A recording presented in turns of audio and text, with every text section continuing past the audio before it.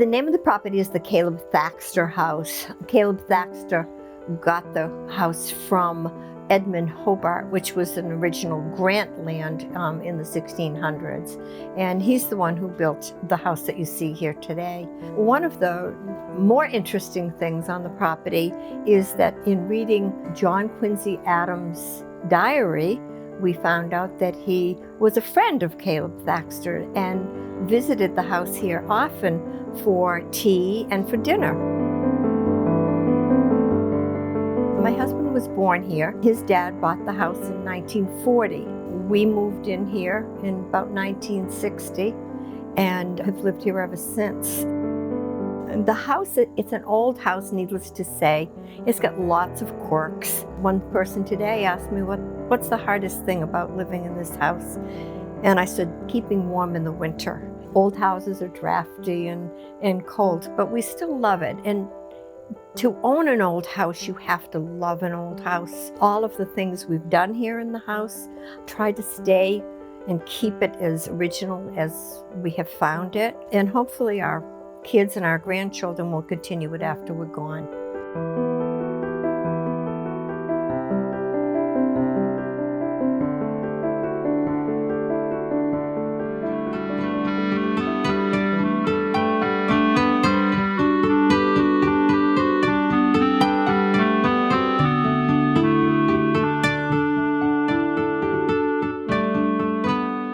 This is called the Isaac Lane House.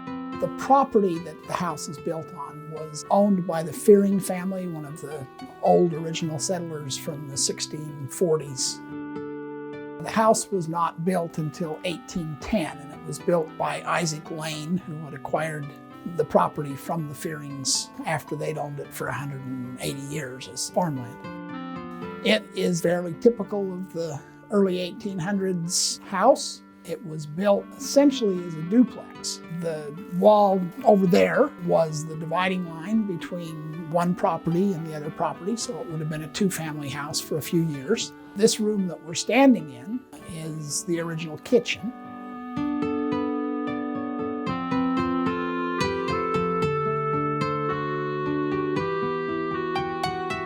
I think one of the really interesting things about the house is over on the wall behind the door, the owners found when they were doing the renovation that there was a written text inside the wall that indicates that the house was repaired in 1857 by Luther Sprague, and that they had repaired the house, and it lists the people who worked on it, and it's kind of a cool thing to have discovered in the middle of the renovation.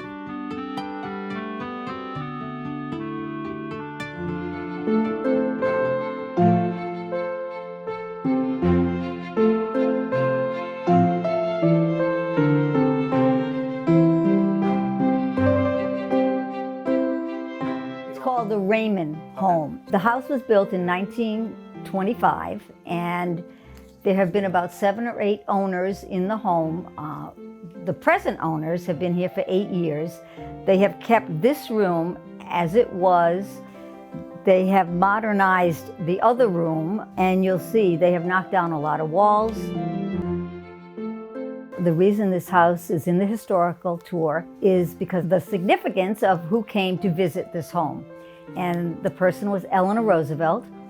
She came in 1942. She was asked to come by Francis McGregor, and Francis McGregor and her publishing company asked Eleanor if she would please do the writing for a book they wanted to produce. Eleanor said, yes, I will do that. She came to the home, she had lunch here, and wrote the book, This is America. It was all decided in this house with the owner, Francis McGregor, who is a photographer.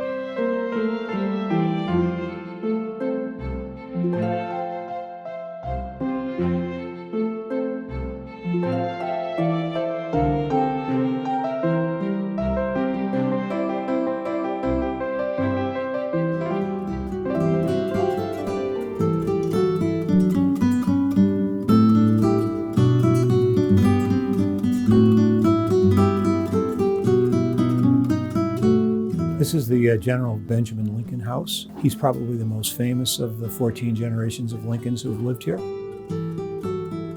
Its importance to the town of Hingham centers on General Lincoln's involvement in primarily the Revolutionary War. He was one of Washington's generals, very close to Washington. He accepted Cornwallis's sword at the surrender at Yorktown, which is depicted in the painting in the Capitol Rotunda. He was also a citizen and a civic person in this town. He was one of the founders in 1804 of the New North Church, which is just outside the window across Fountain Square.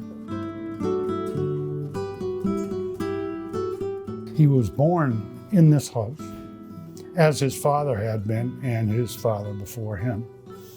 He passed away here in 1810. He's buried up behind the Old Ship Church.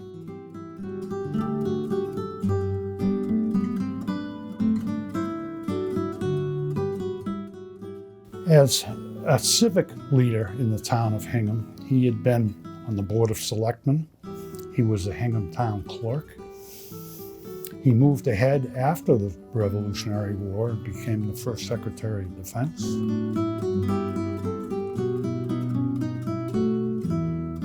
He was one of George Washington's closest personal friends. People aren't really aware of that. But he and Washington conversed via letters right up until about a day before Washington passed away. And there are several hundred copies of those letters available.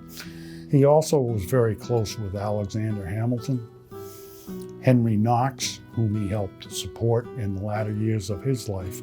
So many of the central figures of the Revolutionary War, including Dr. Joseph Warren and he, were very close.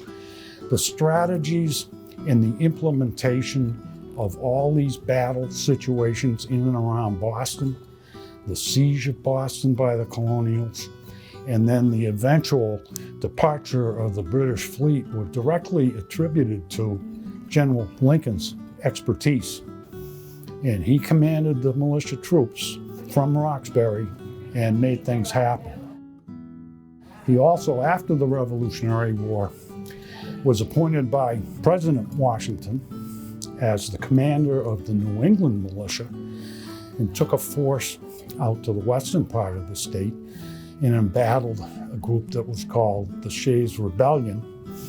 And he put down the rebellion with 4,000 troops. And it was not well known, but certainly at the time it was an extremely important venture having to do with the success and the continuation of the American government as we know it. Peter is the Captain Emeritus of the Hingham Militia. He's been with the militia since the reconstitution of the militia in 1975, in advance of the bicentennial. And Jerry Hazeltine has a special relationship to General Lincoln in that they are related.